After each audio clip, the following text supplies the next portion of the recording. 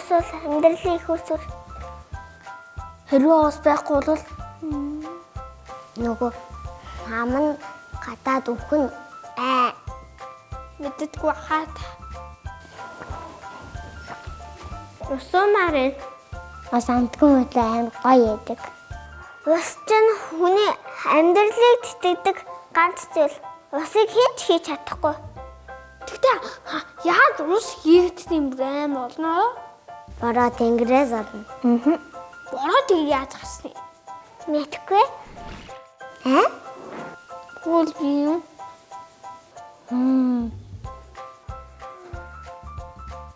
Ус байхгүй бол хоолоо хийж чадахгүй, хувцас юуаж чадахгүй. Тэгээ бас бие засахтаа ч гэсэн ус татахтаа ашигладаг. Мод ч тарж болохгүй, амьтанд амьдрахгүй. Цэцэг минь ургаагүй. Тэгвэл би өөрийгөө удаг усаа бороо ус руу хай.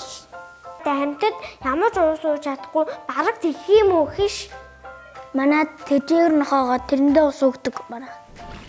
Газар хог хайж болохгүй. Тэгээд газар чүмзээ аяхгүй. Шүүд амаа угаад явахдаа уссаа битгий их гойжуулаарай. Гол тоогоо хөөе хайж болохгүй шүү. Дүүтэйгээ жижигхэн баананд ордог. Их том баананд орохоор их ус ордог болохоор Байгаль гол усаа хайрлаж яваарай гэсэн. усыг гамнаж хэрэглэхийг усаа хайрлан гэж хэлдэг. Хог хоёр гэдэг хүүхдүүд амар ухаан харагдаг. Ой, битээ аваа. Найзуудаа усаа хайрлаарай, гол нуураа хайрлаарай. Усыг хийж чадахгүй болохоор маш их хайрлах ёстой.